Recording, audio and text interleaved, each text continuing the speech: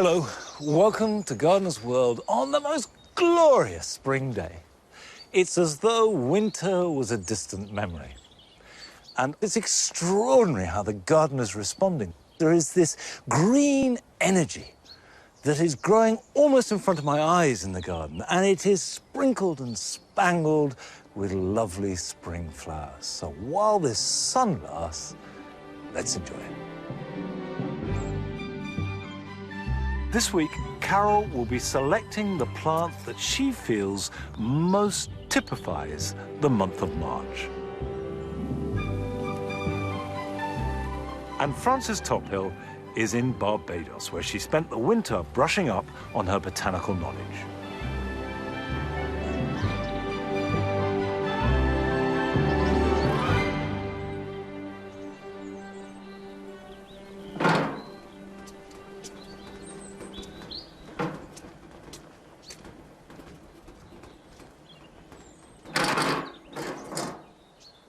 One of the jobs that I do every spring is to mulch. Mulching is one of my favourite words. It's one of those lovely, soft, squishy words, which is onomatopoeic because you're spreading a layer on the ground. It doesn't matter what you use. Organic material is ideal, but you could use stone or slate if need be, because mulching has three functions. It suppresses weeds by blocking light. It keeps in moisture by stopping evaporation, or at least reducing it. And if you use an organic material, and by organic I mean just simply one that will rot down, it will improve soil structure, and depending what you use, soil fertility. Now, mushroom compost is something I've used a lot of here at Longmeadow. It's fundamentally manure mixed with lime, and that reacts and that breaks down the straw. And obviously, the lime means it is alkaline. So if you're trying to grow plants that are ericaceous, that need acid soil, it's not suitable. But on heavy clay, like we have here, the lime breaks the soil down. And what is important is to mulch thickly enough. I would say 2 inches minimum. If it's too thin, it won't suppress light, so the weeds will go through it, and it won't keep the moisture in. So it's actually a waste of time. When you're mulching around a woody plant, like this Calicarpa, don't go right up round the base of the stems. Leave a bit of space around it, because there is a danger that you might rot. If they get too wet and they stay wet and cold, you could rot them a bit. But what you want to do is mulch the roots. However, on a herbaceous plant, or these hellebores, you don't need to worry about that so much. And if there are any bulbs coming up, they will grow through it.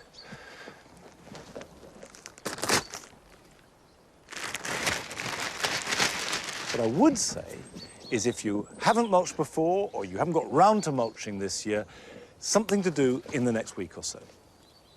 Now, talking about timely, Carol is starting a new series of films looking at plants that epitomise the qualities and characters of each month. And now, in March, we find her in the West Country.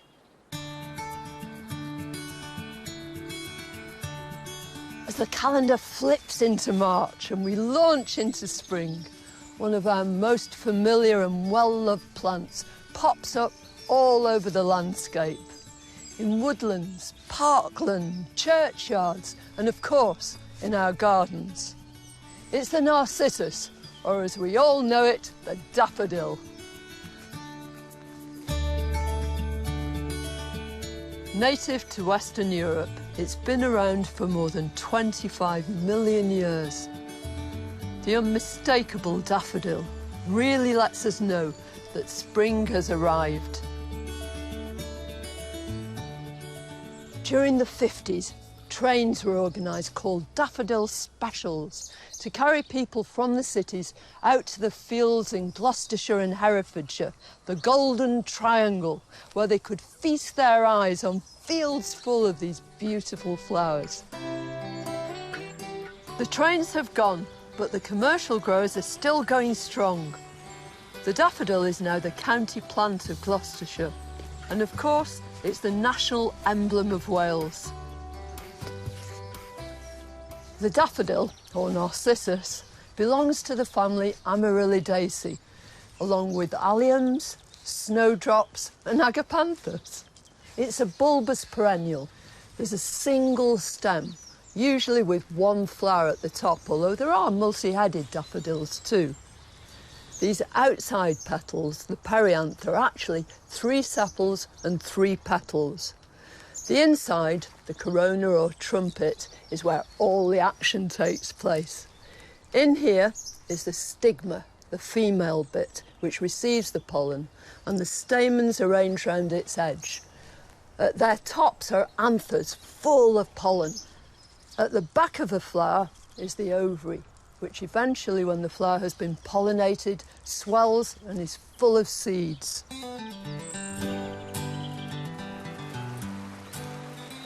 When it comes to growing your daffodils, nothing could be more straightforward. They're really easy. You plant them as dry bulbs during the autumn. They're not really fussy about soil. They'll grow in dappled shade or right out in the open. And when they've finished flowering, take those old flowered stems right down to the base of the bulb and snap them off or cut them off. But when it comes to the leaves, leave them alone. Those leaves need to photosynthesize and send all that goodness back down into the bulb to produce the flowers for next spring. The easiest way to increase stock is to dig up a clump once the flowers have finished. Remove any spent flower stems, separate the bulbs, plant them in nice deep holes. 4 to 6 inches isn't too much. That way you'll have a lovely clump by the next year. Bulbs are fascinating organisms. Within them they have everything needed to produce roots, leaves and flowers. It's a tunicate bulb. It's got layer after layer, just like an onion, and each one of those layers will produce either a leaf or part of a flower in the centre here, or part of the outside skin. There are so many exquisite daffodils, and everybody has their own favourites. But here are some of mine. You don't have to be big to be beautiful. One of the most charming of all daffodils is Narcissus bulbocodium, the hoop petticoat daffodil, and it often grows on acid soils. It's a great bulb to naturalise because it has many more seeds than other daffodils. More seeds, more bulbs. Bath's Flame is a heritage variety dating back to before World War I. It was a favourite in the Cornish cut flower trade. Perhaps my all-time favourite has to be our own wild daffodil, Narcissus pseudo-narcissus, the Lent lily. It's a beautiful flower. Such a wondrous plant as the daffodil. It's a star that shines in March.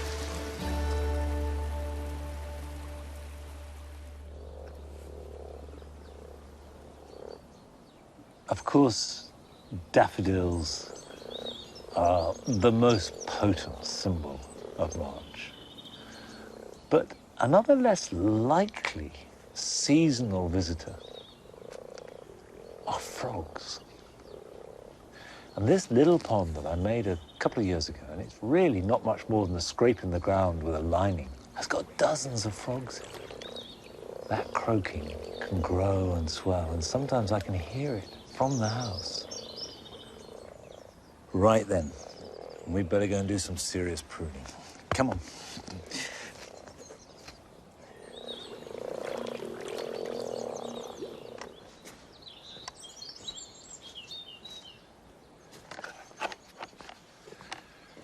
The 4 purple hazels here in the centre of the jewel garden have looked fantastic.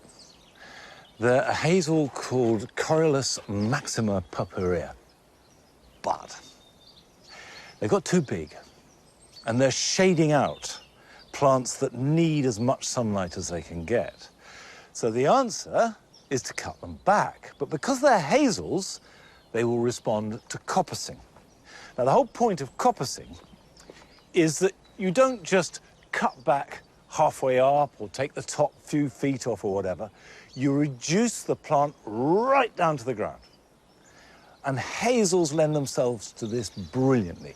So does willow, so does dogwood. You can do this with shrubs, you can do it with quite large tree-like plants like this, and that suddenly floods the area with light. The flowers around them grow much better, and they will regrow. That's the crucial thing. Well, the first thing I want to do is to get a sharp saw, and in this day and age, sharp saws are one of the delights of the garden. And come on, be honest, who is not going to love using a bit of kit like this? Right, let's take this one out here. You can do this with a chainsaw and just cut right across and it will regrow perfectly well. But if you're cutting by hand, it's actually better to cut each one individually at a bit of an angle so water doesn't collect on it, leaving a stump, or actually what's called a stool, with coppice. And then from below the cut mark, you'll get new shoots. You don't need to seal it. That won't do any good at all. But it is important to leave a clean cut. So you've got a nice smooth surface, and that will heal over in its own good time.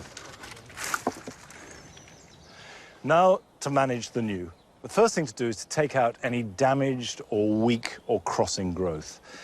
So things like this, straight away I know it's going to be no good, so that can come out. So I can take that out, and that out, and that out, and I'm going to take that out.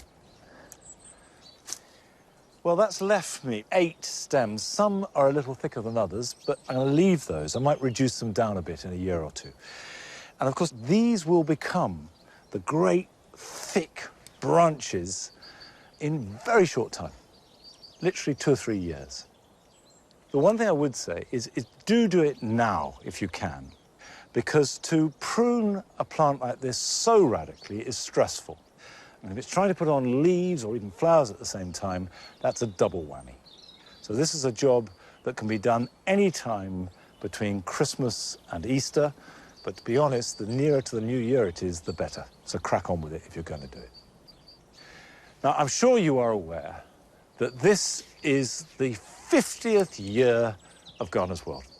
And to celebrate our Golden Jubilee, we are looking for our Golden Jubilee plant. That's the plant that has had the most impact on gardens in the last 50 years. It may not be anyone's favourite, it's just got to be really significant.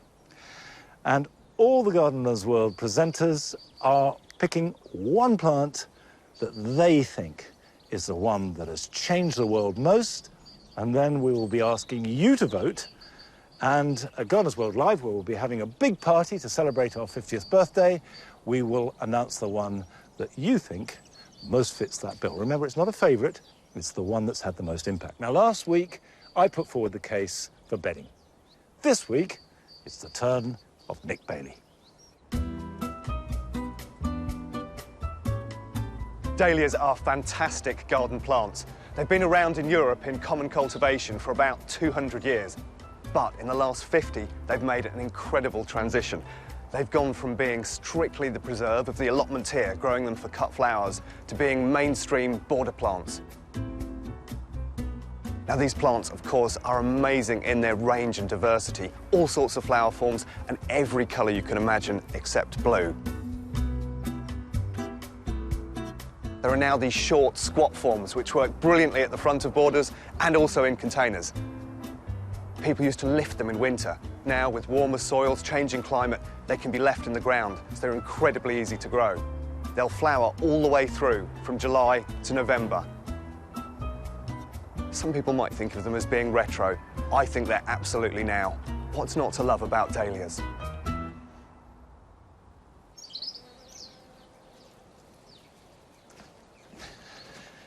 Nick is absolutely right that the way that we view dahlias and use them in our gardens has changed so much, not just in the last 50 years, actually in the last 20 years. I can remember at the end of the 80s, beginning of the 90s, they were very unfashionable, and perhaps the Bishop of Llandaff was considered suitable for a garden. So it's really good that more and more of us are growing dahlias. But whether they're the most important plant in the last 50 years with the most impact, that's something that you will have a chance to vote on and decide when you've seen all the potential plants that we here at Gardeners World are putting forward. But dahlias are something I'm going to be growing here at Longmeadow with a vengeance because I love them. And where I disagree with Nick is that it may be fine in London to leave them in the ground, but here in the wet West Country, in the West Midlands, you lose too many. It's too risky.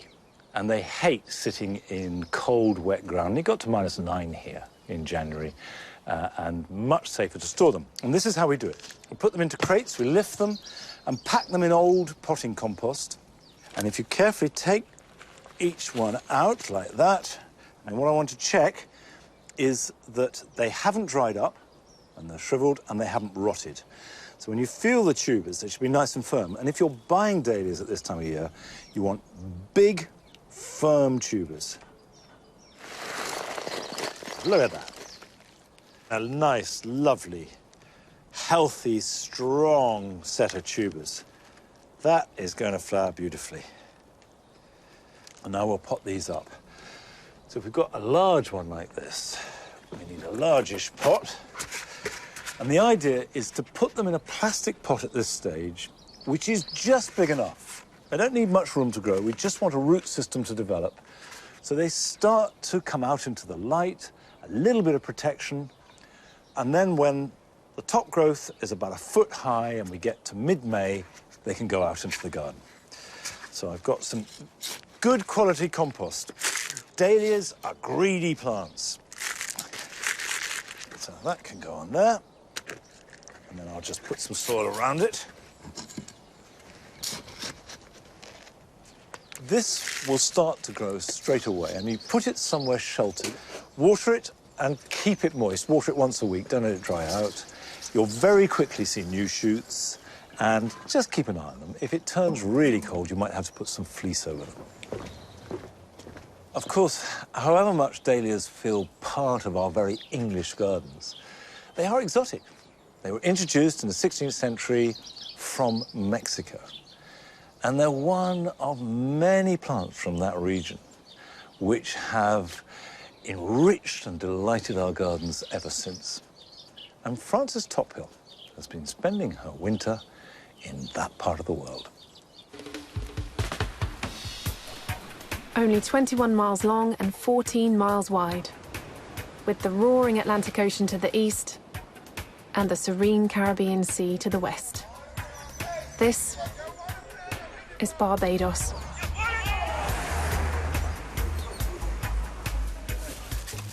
Thank you.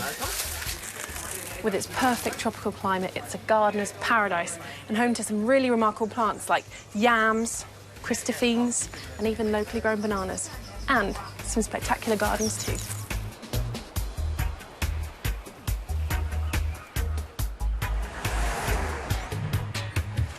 Which is why I'm here. This is my walk to work in the morning. Quite incredible, isn't it? I've studied gardening and botany back in the UK, and botanical conservation is one of my passions. So when the chance came up to work as a volunteer at the famous Andromeda Botanic Gardens, well, I jumped at it.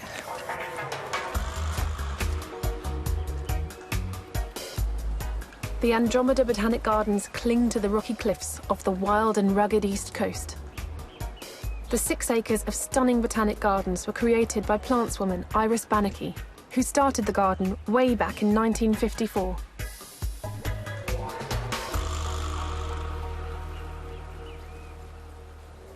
Iris was born in Grenada, but spent most of her life here in Barbados. She collected and nurtured hundreds of plant species from all around the world, some of them very rare, and brought them back here to Andromeda. When Iris died in 1988, she left this garden to the Barbados National Trust, of which she was a founding member, for all the public to visit and learn from.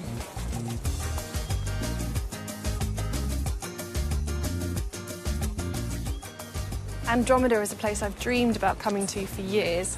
I've only been here a week and already I've fallen in love with the island and with this garden. I'm volunteering here for a month so that I can learn as much as I can about the flora and the people and their gardens.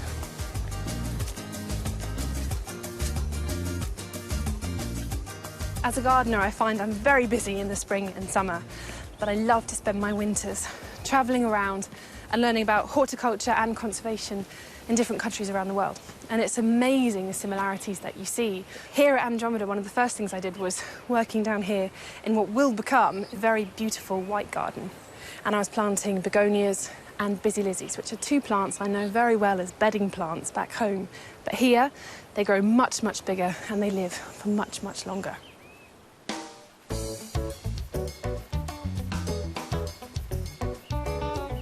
This is a big garden and is now looked after, along with her small team, by head gardener and my mentor, Sharon Cook. So, this is the palm garden. Yeah. It's beautiful, isn't it? It's absolutely magnificent. The thing is, what people assume about palms is a palm is a palm is a palm, but they're not. They are so uniquely different. Some will have a smooth trunk, others will have leaf scars on the trunk, different fruit, different leaf shape, and quite difficult to identify. Of course. Yeah. And you have the help of this, Yeah. which is amazing. This is Iris Baniki's session book where she wrote down basically everything that she collected. But there's one in here in particular, the lipstick palm, Okay. collected on the 14th of November 1983. Sealing wax. What? Yes. Is that a name for it? Yes, so some people call it lipstick palm, other people call it sealing wax palm, and basically the colour of the red crown shaft is very similar to the wax that they would have used. Oh, on letters and things. Exactly, Yeah. And we have a wonderful native plant called the macaw palm, which is lethal. That's the spiky one. Is Exactly. that the one with Yes, yes. So you don't want to get too close to it. No. There are hundreds of fantastic plants in this garden. A couple of my favourites are the enormous bearded fig tree, the national tree of Barbados, with aerial roots that dangle down from the canopy, and the ghost cactus, which is actually a euphorbia.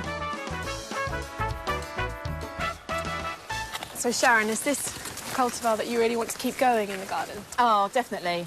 It's Heliconia stricta iris, named after the creator of this garden, which is brilliant. such a wonderful honour to have. So we are taking out some of the weaker plants that are growing, and we're also cutting off some of the leaves just to expose the flowers. And these are actually modified leaves called bracts. Okay. And the flowers are the things that sit inside. Oh, fantastic. So those are where the hummingbirds go to, all those little things in there. Amazing, isn't it? Hummingbirds in the garden. It's a brilliant plant. But I recognise the flower from, bouquets and things like that. But Yeah, and they're quite stunning.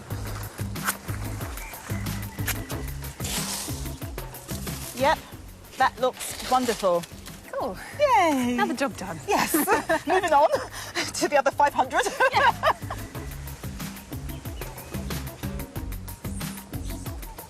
I mean, it doesn't really need saying, does it, that Andromeda is in such a beautiful setting. It is. But not without its problems, which I can see here. I mean, we have pests and diseases in the UK, but nothing like Yes. this. Unfortunately, monkeys. I mean, that's a lovely fruit. It's the mammy apple, fruit from the mammy apple tree. Taste of peach and apricot, absolutely delicious. If we ever got a chance to eat them ourselves, because the monkeys absolutely love them. And this is the national flower of Barbados. It's the pride of Barbados. It's so beautiful. I mean, we have things like this in the UK with that kind of mimosa, acacia leaf, but usually with the little kind of yellow pom-pom flowers, but nothing like this with the beautiful red flowers. I love this. It's absolutely lovely. You know, you love it, I love it, and the butterflies love it too.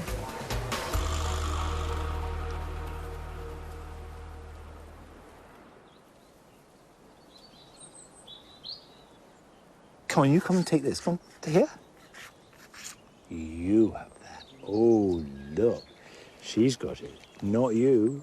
You got it, haven't you? Yeah, you got it. You're clever. It's been mild today, but we could do with some of that Bajan sunshine. Anyway, let's see what weather is in store for us gardeners this weekend. There you go.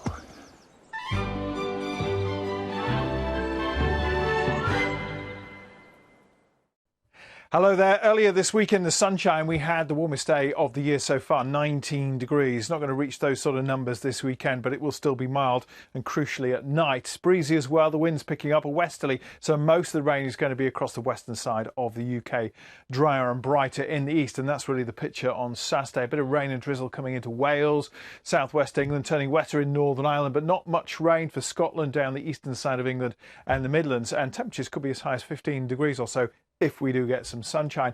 Overnight, we're going to find some heavier rain, though, coming into Scotland, Northern Ireland, Northern England. There could be some soggy gardens by the time we get to Sunday morning. A really mild night, and milder in northern Scotland, actually, than Friday night. But we've still got some rain around. Rain moving southwards across Scotland into Northern England, Northern Ireland, eventually into Wales. But again, head through the Midlands towards much of southern England, East Anglia, and it's a good gardening weekend. It should be largely dry, rather cloudy, but on the mild side.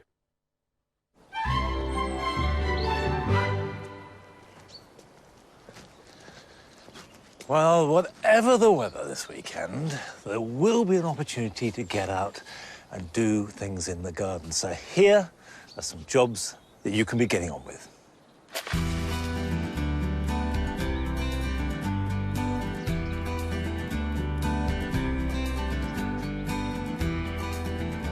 It's a good time to prune roses, but don't be precious about this. These are tough plants. Concentrate on removing any dead wood, any branches that are crossing and rubbing, and cut back hard all weak and spindly growth. Finally, reduce all the remaining stems by about 1/4 to 1/3. And that'll do the job fine. An early sowing of peas now should give you a crop in June, and then you can sow successive crops thereafter. I either sow them in double or triple rows, leaving room between the rows, either to walk and harvest them or reach in on a raised bed. Push them into the soil, rake them over, label them, and leave them to grow.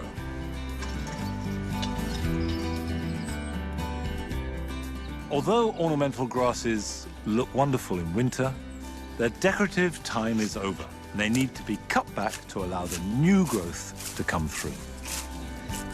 Deciduous varieties like miscanthus can be cut, whereas evergreen ones like steepers shouldn't be cut but combed through using your fingers, removing dead material.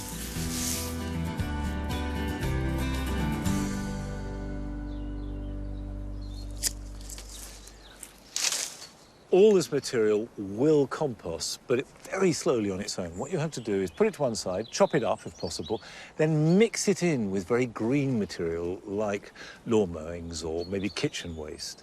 That way you get a balance of brown and green, carbon and nitrogen, and it will all bulk out the compost heap. Now, clear it all, tidy it, mulch it, weed it, add plants if you want, but don't move any grasses yet. They really won't like it. Wait until you see them growing vigorously. And here at Longmeadow, that can be well into May. And then that's the time to move them. But we'll come to that sooner or later. But I'm afraid that's all we've got time for today. I'll see you back here next time. Till then, bye-bye.